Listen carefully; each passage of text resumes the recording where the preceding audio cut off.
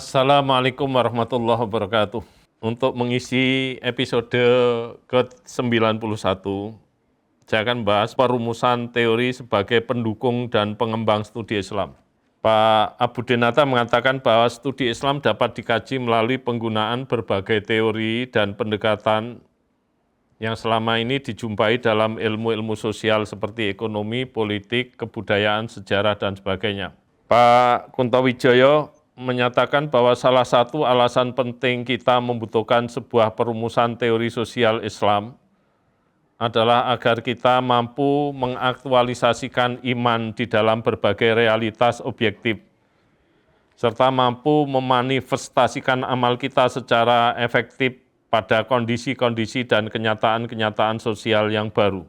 Sementara Pak Amin Abdullah menyatakan bahwa deconstructionism, yakni mempertanyakan ulang atau membongkar adagium-adagium yang telah mapan, yang menjadi standar yang telah dibangun oleh pola pikir modernisme, untuk dipecah dan disusun ulang tentang teori yang lebih relevan guna memahami realitas masyarakat, realitas keberagamaan, dan realitas alam yang berkembang saat ini, yang jauh dari masa ketika teori-teori standar itu dirumuskan.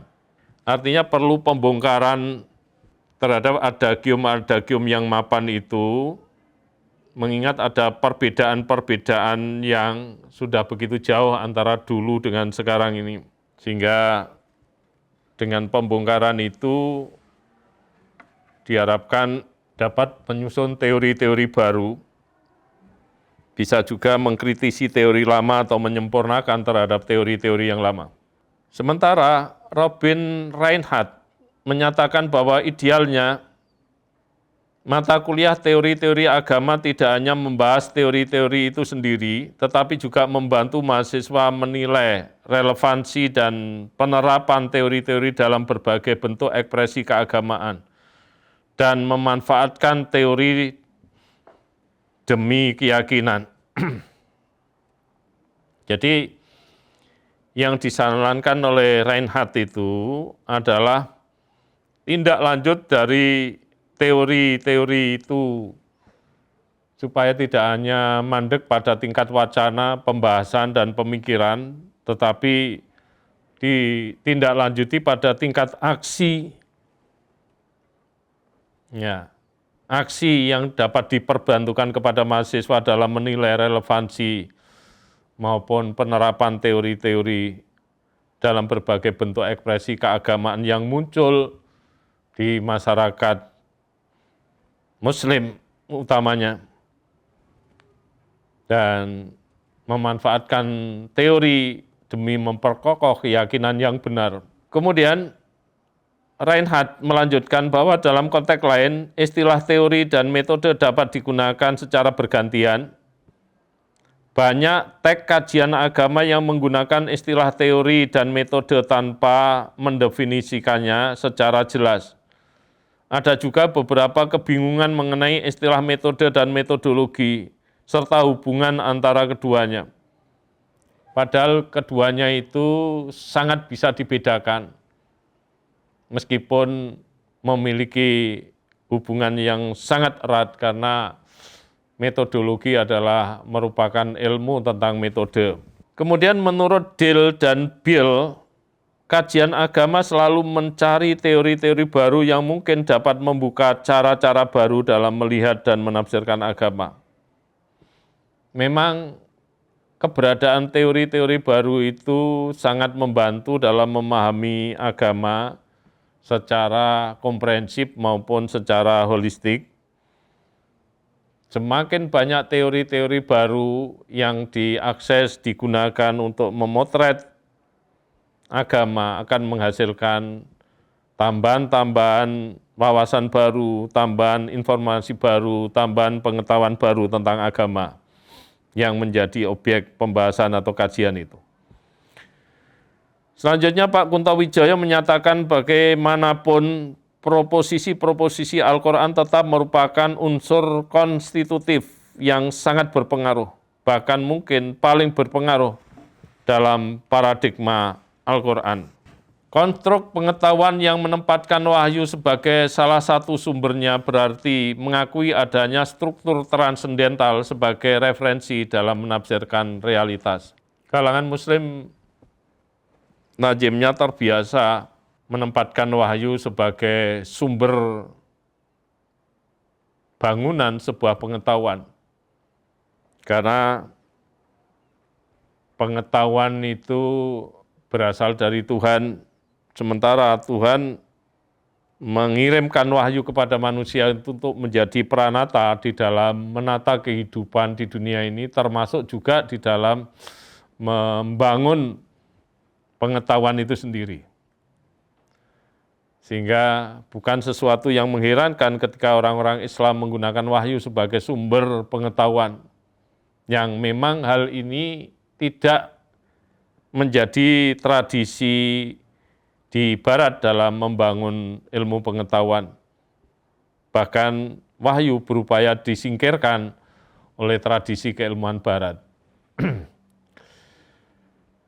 Selanjutnya Thomas Kuhn mengatakan bahwa secara serentak lantaran tidak ada eksperimen yang dapat difahami tanpa suatu jenis teori, ilmuwan dalam suatu krisis akan tetap mencoba menghasilkan teori-teori spekulatif yang jika berhasil dapat membuka paradigma baru dan jika gagal bisa dilepaskan dengan relatif santai.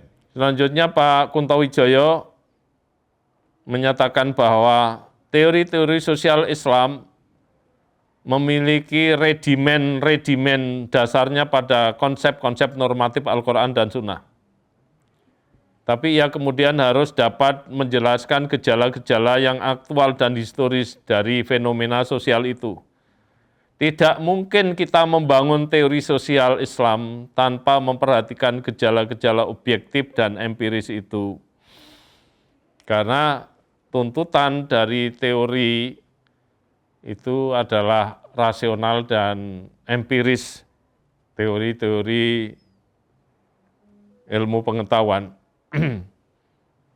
Karena rasional dan empiris ya kemudian gejala-gejala objektif dan empiris yang berada di masyarakat tentu menjadi perhatian dan pertimbangan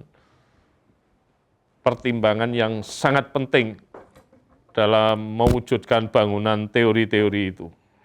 Masih menurut Pak Kuntowijoyo, teori sosial Islam berorientasi kepada transformasi masyarakat yang selaras dengan cita-cita sosial Islam.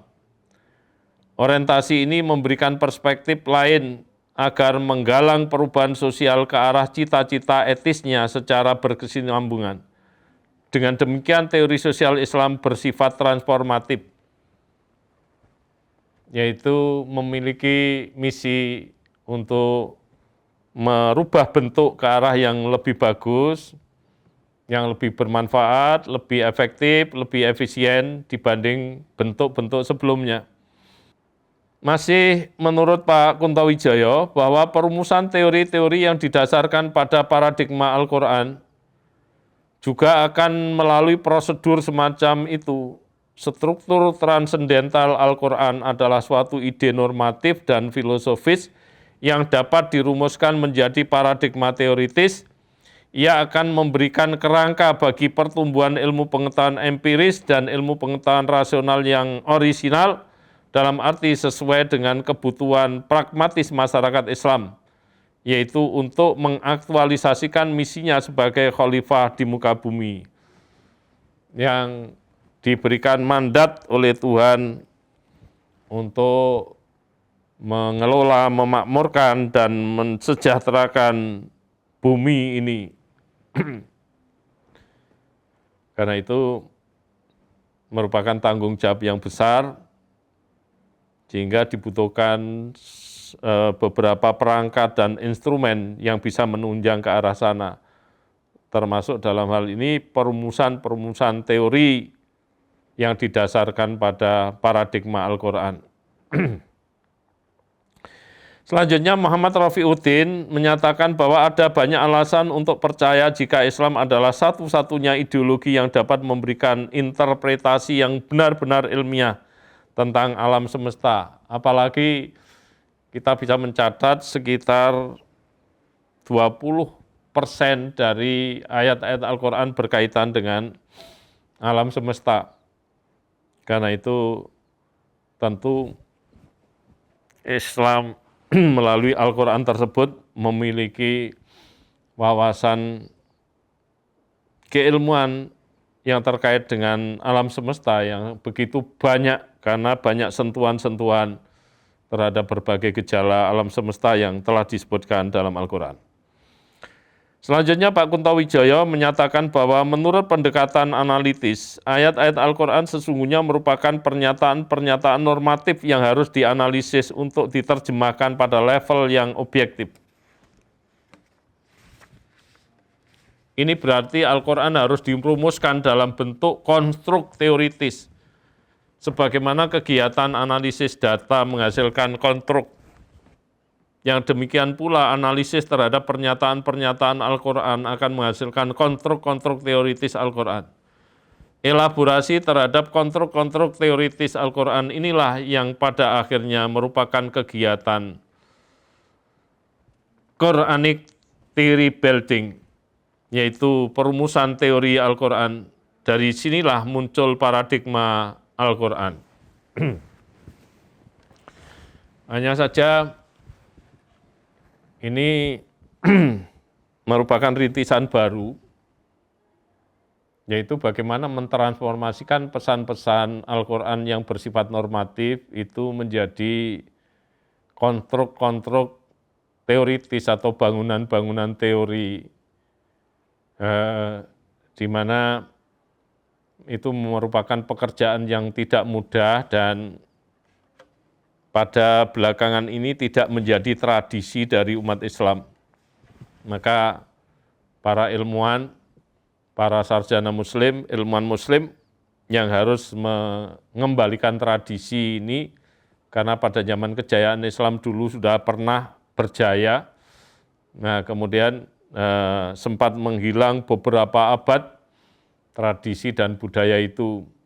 Kita harus memulai meskipun dari nol, tradisi baru, yaitu membiasakan dan membudayakan untuk melakukan perombakan atau mentransformasi dari pesan-pesan ayat Al-Quran yang sifatnya normatif, kemudian dengan melalui kreasi kita yang didukung oleh modal, oleh sarana dan instrumen, sehingga menjadi bangunan-bangunan teoritis yang sangat bermanfaat dalam kepentingan pengembangan ilmu pengetahuan Islam.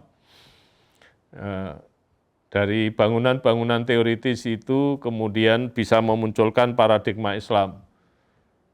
Kita tahu bahwa satu paradigma akan didukung oleh sekian banyak teori.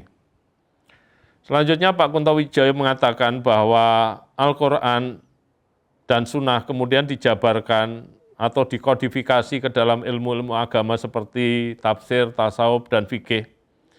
Inilah bagian terpenting dari agama, karena substansi agama terletak di sini. Dengan kata lain, dari teks Al-Quran dan sunnah itu dijabarkan ke dalam teks tafsir, tasawuf, dan fikih, atau teks-teks lainnya. Sehingga teks bisa melahirkan teks berikutnya. Dan teks berikutnya tentu juga memiliki potensi untuk melahirkan teks berikutnya yang lebih baru lagi. Akhirnya Pak Kunto Wijoyo menuturkan bahwa Al-Quran sesungguhnya menyediakan kemungkinan yang sangat besar untuk dijadikan acuan cara berpikir. Cara berpikir inilah yang kita namakan paradigma Al-Quran atau paradigma Islam. Pengembangan eksperimen-eksperimen ilmu pengetahuan yang didasarkan pada paradigma Al-Quran jelas akan memperkaya khazanah ilmu pengetahuan umat manusia. Kegiatan ini mungkin akan menjadi tambahan baru bagi munculnya ilmu-ilmu pengetahuan alternatif. Jelaslah bahwa premis-premis normatif Al-Quran dapat dirumuskan menjadi teori-teori yang empiris dan rasional. Proses semacam itu pula yang ditempuh dalam perkembangan ilmu-ilmu modern yang kita kenal selama ini. Kita mengetahui bahwa ilmu-ilmu empiris maupun rasional yang diwariskan oleh peradaban barat berasal dari faham-faham etik dan filosofis yang bersifat normatif. Dari ide-ide normatif inilah perumusan ilmu-ilmu dibentuk sampai pada tingkat empiris dan sering digunakan sebagai basis untuk kebijakan-kebijakan aktual. Jadi lebih jauh Pak Kuntowijoyo itu menyarankan untuk melakukan proses membangun sebuah ilmu menggunakan paradigma Al-Quran atau paradigma Islam, yaitu pengembangan percobaan-percobaan ilmiah yang mengacu pada paradigma Al-Quran itu tadi, merupakan satu instrumen atau sarana yang sangat penting, bahkan juga kondusif dalam memproduk bangunan-bangunan ilmu, pengetahuan yang bermanfaat bagi umat Islam. Jadi mekanisme demikian telah menjadi kelaziman di kalangan Barat, artinya bukan hal yang aneh, karena bukan hal yang aneh, itu memberikan peluang untuk kita realisasikan dalam kehidupan akademik kita, dalam kehidupan intelektual kita. Sehingga kita bisa memproduk sebanyak-banyaknya bangunan ilmu dengan mendasarkan pada paradigma Al-Quran tersebut. Demikian indahnya saran-saran dari Pak Kuntowijoyo untuk kemajuan peradaban dan kebudayaan, khususnya kemajuan ilmu pengetahuan dalam Islam atau studi Islam yang kita harapkan bersama. Demikian saya kira saya akhiri. Ihdinas siratal mustaqim, wallahul muwaffiq ila aqwamit thoriq. Wassalamualaikum warahmatullahi wabarakatuh.